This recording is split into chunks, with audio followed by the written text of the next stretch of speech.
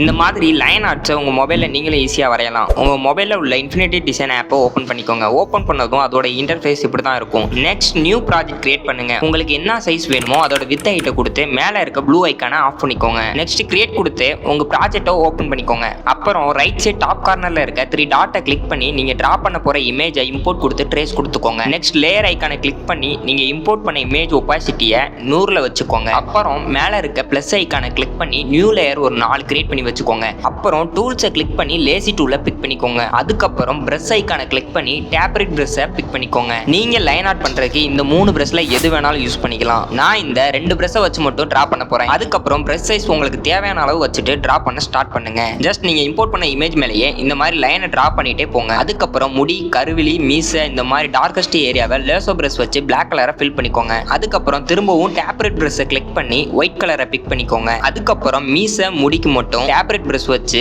White colour big பண்ணிட்டு highlight கொடுத்துக்கோங்க. ஃபைனலா உங்களுக்கு இந்த மாதிரி ரிசல்ட் கிடைக்கும். டிரா பண்றது ரொம்பவே ஈஸி தான். அதோட உங்க கிரியேட்டிவிட்டியை யூஸ் பண்ணா உங்க ஆர்ட் இன்னும் ரொம்பவே அழகா இருக்கும்.